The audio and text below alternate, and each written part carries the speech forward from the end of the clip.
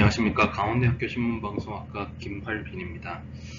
오늘 제가 발제한 내용은 타이틀은 코로나19 위기에서 가짜 뉴스 사례와 뉴스 미디어의 역할입니다. 본 연구는 좀 탐색적 연구로서 최근에 이제 코로나19 관련해서 가짜 뉴스들이 좀 생산이 됐었고, 이를 검증하는 뉴스 미디어에서 이제 검증하는 절차들을 거쳤는데, 주로 의학 기사들 관련해서 코로나19 이제 관련된 가짜뉴스들이 뭐 여러 가지가 나왔기 때문에 저는 주로 이제 건강과 의학 관련 기사들을 대상으로 해서 어떤 가짜뉴스들이 생산이 됐고 그것들이 어떻게 판정을 받았는지, 그리고 추가적으로 한림대 건강과 뉴미디어 연구센터에서 수집한 온라인 설문조사 자료를 바탕으로 좀 해석을 추가적으로 해보고자 합니다. 뭐 다 아시겠지만 2020년 그러니까 올해 1월 30일에 퍼지면서 WHO에서 국제적 공중보건 비상사태를 선포했고 3월에는 이제 팬데믹 선포를 했습니다. 우리나라에서도 이제 1월부터 확진자가 발생을 하면서 이걸 위기로 인식을 하고 확진자를 막기 위해서 많은 노력을 기울였는데요. 그런 와중에 이제 새로운 이게 신종 감염병이니까 언론에서 여기에 주목을 해서 많은 기사를 이제 쏟아냈죠. 그래서 피카인지를 살펴보니까 올해 1월에서 5월 10일까지 코로나를 검색어로 사용했을 때 약 14만 건의 기사가 검색이 됐습니다. 그래서 굉장히 많이 검색이 된 거죠. 미디어는 이제 신종 감염병과 같은 새로운 질병의 위험을 집중적으로 보도를 합니다. 왜냐하면 이게 이 발생 원인이라든지 감염 경로라든지 이걸 어떻게 해결해야 되는지 치료제라든지 이런 거에 대한 정보들이 아직 충분하지 않은 상태죠. 신종 감염병이라는 거는 말 그대로 새롭게 등장한 질병이기 때문에 그 질병 자체에 대한 정보가 충분치가 않습니다. 그래서 어떤 그 질병과 관련된 새로운 소식이 이제 전해지면은 기자들이 앞다퉈서 그걸 이제 취재를 하고 또 보도를 하게 되죠. 그래서 집중적으로 신종 감염병이 처음 등장하게 되면은 미디어에 관심을 갖고 보도를 하게 됩니다. 한국에서도 방송사들은 이제 특보 체제로 갔었고 지금도 이제 KBS 같은 경우는 주간 방송사로 특보 체제를 하고 있죠. 문제는 이제 코로나19의 유행과 함께 가짜뉴스도 같이 유행을 했다는 점입니다. 가짜뉴스는 뭐 사람들마다 정의하는 방법이 조금씩 다른데 김균미 씨에 따르면은 정치적, 경제적 목적으로 뉴스 형식을 차용해 만들어낸 허위 및 거짓 정보라고 정의를 합니다. 이런 정의를 많이 따르는데요. 겉으로 봤을 때 이게 뉴스 형식을 포맷을 이제 형태를 지녔기 때문에 언뜻 봐서는 그거를 이제 뉴스로 인식을 하고 시청자나 독자들이 여기서 뉴스에서 지금 보도를 해주는 내용이구나 착각을 하게 만든다거든요. 사실 근데 주류 언론사에서 가짜뉴스를 생산하지는 않습니다. 가짜뉴스가 퍼진 거를 뭐 팩트체크를 한다거나 어떤 가짜뉴스가 있었다라는 거를 뭐 유명해져서 그 가짜뉴스가 이제 유명해지면 이제 보도하는 경우가 있어도 주류 언론사가 이거를 뭐 거짓으로 하는 건 없죠. 그러니까 오보와 가짜뉴스는 구분을 해야 되죠. 오보와 가짜뉴스 구분을 해야 되는데 물론 오보가 이제 신종 질환이기 때문에 생길 수는 있어도 가짜뉴스를 만들진 않는데 뉴스미디어에서 이걸 적극적으로 주로 온라인상에서 퍼지는 그런 가짜뉴스들을 통제를 해줘야 되는 거죠. 뭐 해결 방안들은 여러 가지가 있는데 뉴스미디어에 적극적인 팩트체크가 필요하다고 봅니다.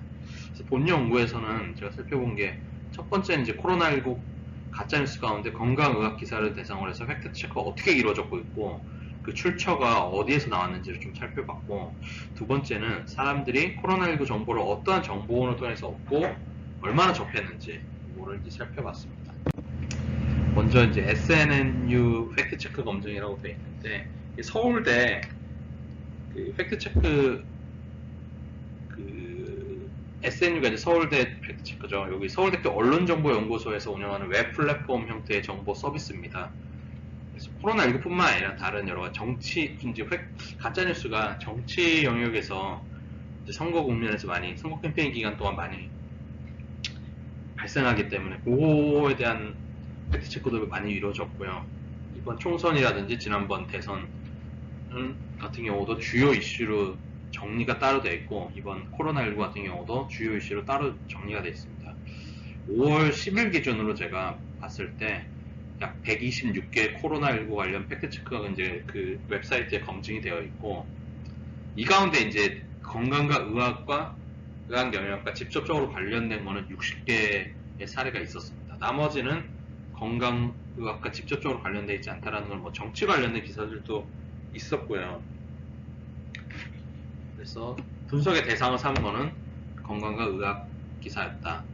그래서 60개를 한번 살펴봤는데, 그 시기를 살펴보니까 2월에 가장 많이 나왔습니다. 2월에 28개로 가장 많이 나왔고, 3월에는 16개, 4월에는 7개, 이렇게 시간이 지나면서 팩트체크 사례는 줄어들었다는 거는 가짜뉴스 사례 자체가 이제 줄어드는 거죠. 점점 코로나19 관련된 정보들이 밝혀지면서 가짜뉴스가 점점 이제 사라지고 있는 거죠. 초반에 가장 많았다고 보시면 됩니다. 그 SNU 팩트체크에서는 그 지금 표에 나와 있는 것처럼 그 판정을 하는데요. 전혀 사실이 아님, 대체로 사실이 아님, 절반의 사실, 대체로 사실임, 뭐 판단 유보 이런 식으로 이제 판정을 합니다. 60개 중에서 20개가 전혀 사실이 아니었고, 대체로 사실이 아니었던 것이 24개. 그러니까 두 개를 합치면 73%죠. 그러니까 전혀 사실이 아니거나 대체로 사실이 아니었던 그 가짜뉴스 사례가 약 70% 이상이 그렇게 사실이 아닌 걸로 밝혀졌습니다. 그러니까 엄청나게 많은 가짜뉴스들이, 정확하지 않은 가짜뉴스들이 유통이 되었다는 걸 알 수가 있죠. 그 출처를 살펴봤더니 온라인 출처가 가장 많았습니다. 42개. 그러니까 42건이 온라인 출처에서 70%가 가장 많았고, 그 온라인 출처를 보면은 뭐 인터넷 커뮤니티에 뭐 실린 거라든지, 아니면 뉴스 댓글이라든지, 뭐 유튜브, 뭐 트위터, 페이스북, 인터넷 일반 이용자, 이렇게 다양하게 있었습니다. 문제는 이 출처가, 온라인 출처 같은 경우는 사실 뭐 검증이 제대로 안 된 사실들이 올라오는 거는 이제 사람들이 인식을 하고 있는데, 문제는 그 의학 박사, 의사가 출처인 사례가 2건이 있었고, 이 2건 그리고 모두 다 대체로 사실이 아닌 판정을 받았습니다. 그 외국의 공식 정보원으로부터 나온 사례가 7개가 있었습니다. 이것도 문제가 있는 거죠. 특히 의학 박사 출처 같은 경우는 지금 슬라이드 오른쪽에 그 2건이 이제 제가 캡처를 해놨는데, 그 홍해걸 의학 박사죠. 그 다음에 저기 좀 작아서 잘 안 보이실 텐데요. 저분이 고대병원 의사실 겁니다. 두 분 다 이제 의사의 그 내용이, 그 글이 퍼졌었죠. 그 코로나19와 같이 이제 전문적인 건강이나 의학 분야에서 의사나 이제 의대 교수 같은 사람들이 생산한 그 정보의 신뢰성은 매우 높은 것으로 이제 추정을 할 수가 있습니다. 그래서 일반인들은 전문 영역에서 전문가의 말을 믿을 수밖에 없는데, 특히 새롭게 출현한 신종 감염병의 경우는 더 신뢰성이 추정될 수밖에 없겠죠. 그래서 이렇게 의학 박사에 의해서 잘못된 정보가 나왔다는 것은 약간 충격적이라고 할 수 있습니다. 그 홍해결 의학 박사 같은 경우는 2일 페이스북을 통해서 이제 밝힌 내용인데요. 한 번 쓰고 버리지 말라고 했습니다. 마스크를 이제 한 번 쓰고 버리지 말아라. 자기는 이제 모양의 훼손이 없다면 일주일 이상 사용해도 뭐 도움이 된다고 믿는다라고 이제 밝혔죠.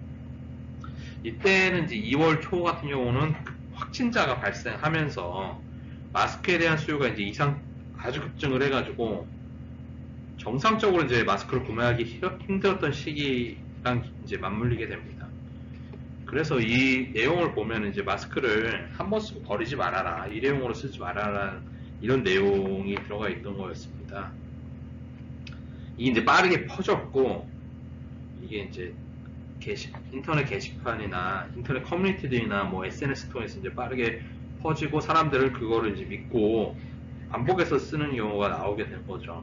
근데 팩트체크 결과 이게 대체로 사실이 아니라는 판정을 받았습니다. 그래서 한 네이버 카페 글 같은 거 보면 메일 바꾸는 것도 아깝고 왠지 멀쩡한데 버리면 낭비인 것 같은 생각이 들었는데 좋은 소식이네요. 이런 댓글이 달린 사례가 있었는데 이처럼 이제 잘못된 정보를 믿어버려서 반응을 할 수가 있는 거죠. 이런 게 문제라고 볼 수가 있고,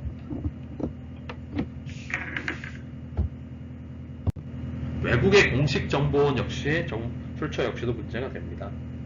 7개가 외국의 공식 정보원 출처인데, 예를 들어서 이제 중국 인민일보 공식 트위터가 출처인 경우 신종 코로나 바이러스 몸이 닿기만 해도 감염된다. 이건 이제 대체로 사실이 아니었고, 인도 대학 연구진의 신종 코로나 바이러스는 에이즈를 일으키는 HIV와 유사하다. 이것도 이제 대체로 사실이 아닌 판정을 받았죠. 또 중국 CCTV의 리라지안이라는 이제 저장대학교 교수 겸 중국 공정원에 계신 이제 공무원인데, 이 사람의 인터뷰 내용을 들어보니까 신종 코로나 걸린 반려동물이 이제 사람에게 바이러스를 옮긴다. 이렇게 이제 글을 남겼는데 이것도 역시 대체로 사실이 아니죠. 이렇게 코로나19 사태가 전 세계적으로 발병에 따른 위기 상황이 벌어지면서 외부에서 나온 출처 역시, 외국 출처 뉴스 역시 이제 신중하게 받아들여야 되는데, 사람들이 외국에 이제 무슨 대학 연구소다, 아니 외국의 무슨 교수다, 이런 식으로 들어오면 그것도 이제 믿을 가능성이, 신뢰성을 이제 부여를 할 수가 있는 거죠. 그래서 국내 언론이 이런 외국 공식 정보원 출처에 대해서 보다 적극적으로 팩트 체크를 할 필요성이 있습니다. 이 내용은 이제 올해 2월 말과 3월 초에 실시한 온라인 설문조사 내용인데요. 저희 1,500명의 성인 남녀를 해당 표본 추출로 설문조사를 했고, 코로나19 관련된 다양한 내용들을 설문조사를 했습니다. 먼저 좀 관심이 있었던 문항이 주관적 지식에 관한 문항이었는데요. 이제 6가지 항목으로 코로나19 관련된 주관적 지식을 측정을 했습니다. 근데 평균을 보시면 3.57로 굉장히 높게 나타났습니다. 그러니까 5점 척도에서 평균 3이 넘으면은 제가 주관적으로 봤을 때 어느 정도 알고 있다라고 이제 판정을 하고 있는 거죠. 저게 이제 코로나가 한창 유행하던 시기가 이제 국내에서 문제가 됐던 게 1월과 2월 이제 넘어가면서부터인데, 이 조사가 실시된 게 2월 말이니까 언론에서 한 달 이상 코로나 관련해서 많은 보도들을 쏟아낸 이후에 이제 한 조사라고 보시면 됩니다. 그랬을 때 자기는 어느 정도 알고 있다라고 이제 생각을 하는 거죠. 조사 대상자들을 상대로. 이 정보 가운데 당연히 가짜 뉴스도, 그리고 가짜 정보, 잘못된 정보도 포함되어 있을 수도 있습니다. 그래서 제가 이제 illusion of knowing이라는 개념을 여기서 가져왔었는데, 주관적 지식과 객관적 지식 사이의 그 차이를 말하는 건데, 미디어 활동에서 많은 정보를 접하다 보면은 주관적 지식이 이제 높아지면서 자기가 이제 스스로 생각할 때 이거에 대해서 잘 안다고 생각하면서 실제로 그렇지 못한 상황이 발생할 수도 있는 거죠. 신종 감염병, 코로나19 같은 신종 감염병의 경우에도 이런 것들이 illusion of knowing의 문제가 발생할 수 있습니다. 정보원을 살펴봤더니 인터넷과 텔레비전을 통해서 정보를 가장 많이 접한 것으로 나타났습니다. 뭐 인터넷은 당연히 요즘 스마트폰을 통해서 정보를 많이 접하고 있기 때문에 당연하다고 생각을 했고, 텔레비전에서도 계속 특보를 통해서 특히 이제 주요 뉴스 시간도 이제 길게 가져가면서 정보를 많이 가져왔었죠. 그렇기 때문에 사람들이 이렇게 큰 사건이 발생하면은 아무래도 텔레비전에 주목을 많이 합니다. 그래서 높게 나타나는 것으로 판단이 되는데요. 하지만 이제 건강 관련된 정보기관의 웹사이트나 정보기관의 이용은 그렇게 많지는 않았고, 인쇄 미디어 역시 많지 않았습니다.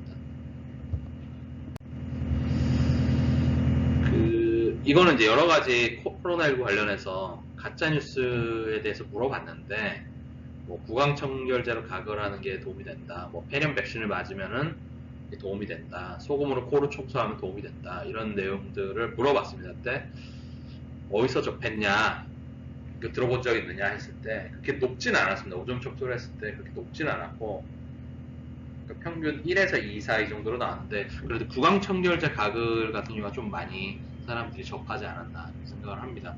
주로 이제 온라인이나 소셜미디어 앱, 그다음 텔레비전 뉴스 이런 걸 통해서 주로 요 가짜 뉴스들을 접했다고 판단할 수가 있는 거죠. 이제 SNU 팩트 체크에서도 그 폐렴 규근 백신, 그러니까 폐렴 백신 관련된 그 보도를 했었는데, 이것도 역시 전혀 사실이 아닌 걸로 밝혀졌죠. 판정이 됐죠. 출처는 이제 SNS 등 온라인을 통해서 나온 내용을 이제 SBS 보도를 통해서 이제 SBS가 이제 이 내용을 소개하고 잘못된 정보라는 걸 밝혀준 거죠. 이제 마지막으로 이제 상관관계 분석을 좀 해봤습니다. 많이 이제 그 가짜 뉴스들을 많이 들은 것과 들은 정도와 그 해당 그 특정 세 가지 가짜 뉴스 유통에 대해서 들었던 얼마나 많이 들었는지 여부와 자신들이 그 코로나19 관련된 정보를 어느 채널을 통해서 많이 접했는지 요거를 이제 상관관계 분석을 해봤는데, 대부분 이제 파다티브하게 나타났는데, 흥미로운 거는 텔레비전은 상관관계가 없었고 인터넷은 오히려 부적인 상관관계를 보여주었습니다. 그러니까 저 말이 뭐냐, 텔레비전을 많이 보는 사람이고 적게 보는 상관이 없다라는 거죠. 근데 폐렴 백신 맞기를 들어봤다거나 소금으로 코를 청소하기 들어봤던 사람들은 인터넷을 통해서 접하지 않은 사람들인 거죠. 오히려 다른 뭐 채널을 통해서 접했다라는 건데, 이게 좀 예측하고는 좀 다르게 나타나서 좀 더 살펴봐야 될 것 같습니다. 그래서 논의를 마지막으로 해보자면, 가짜뉴스 출처에서 이제 의료 전문가와 외국 공식 정보원이 포함된다는 점은 이제 심각한 문제라고 할 수가 있고, 특히 이제 의학과 건강 관련된 기사에서 그 가짜뉴스 영역에서 이렇게 나왔다는 거기 때문이죠. 그리고 정보원이나 출처가 사람의 의사결정이나 판단에서 이제 휴리스틱으로 이제 작용할 수가 있죠. 그러니까 의사나 외국의 공식 정보 같은 경우는 신뢰성이 높잖아요. 근데 신뢰성이 보통 휴리스틱으로서 사람들이 인포메이션 프로세싱 할 때 이제 많이 그걸 사용을 하잖아요. 누가 이제 신뢰할 만한 사람들이 얘기했던 것들 이제 그걸 자세하게 이제 살펴보지 않고 이제 그걸 수용하는 경우가 많기 때문에, 그런 점에서 그 의사나 외국 공식 정보원에서 발생한 가짜 뉴스 같은 경우는 주류 언론이 빠른 팩트 체크를 통해서 그 이제 퍼지는 것을 막아줘야겠죠. 그리고 많은 뉴스가 유튜브 같은 이제 플랫폼을 통해서 이제 시작되고 확산되는 것을 알 수가 있습니다. 그래서 유튜브 저널리즘이라는 표현도 쓰기도 하는데, 이게 문제가 되죠. 가짜 뉴스와 만나게 되면서 이제 문제가 심각해지고 전통 저널리즘을 위협하고, 사람들이 이제 유튜브를 통해서 정보를 많이 얻는 게 지금 일상화되어 있기 때문에 그 연령과 상관없이 문제가 생길 수가 있습니다. 따라서 뉴스미디어는 가짜뉴스가 넘보기 힘든 품격 있는 양질의 뉴스를 많은 사람들이 볼 수 있도록 해야 되며, 이게 이제 소극적인 저널리즘 통제를 넘어서 보다 적극적인 노력을 기울여서 저널리즘의 회복과 저널리즘의 정상화에 나서야 된다고 생각을 합니다. 끝으로 그 코로나19 관련 정보를 얻을 때 가장 많이 이용한 정보원이 이제 TV와 인터넷인데, 상관관계가 좀 이제 다르게 나타났다는 점이 이제 말씀을 드렸죠. 그래서 이렇게 다소 모순적인 분석 결과는 코로나19가 기존의 다른 가짜뉴스 이슈들, 그러니까 주로 정치, 선거 이런 분야에서 주로 이제 활용이 됐었는데, 이거하고 달리 다른 이제 의학적인 내용을 다뤘기 때문에 좀 다른 양상으로 나타나는 게 아닐까 이렇게 추정을 하는데, 그건 추정에 불과하고 이게 탐색적 연구로서 이제 한계 분명히 있습니다. 그래서 향후 연구에서는 뭐 다른 좀 정교한 실험이라든지 이런 방법을 써가지고, 그다음에 추가로 뭐 실험이라든가 아니면 다른 뭐 설문조사를 통해서 이런 메커니즘들을 좀 더 탐색을 해볼 가치가 있지 않을까 이렇게 생각을 합니다. 그리고 본 연구가 향후 연구를 위한 아이디어를 제공하는 역할을 충분히 할 수 있다고 판단을 합니다. 그래서 이렇게 해서 오늘 연구 포럼 비대면 방식으로 발제를 마치도록 하겠습니다. 예, 감사합니다.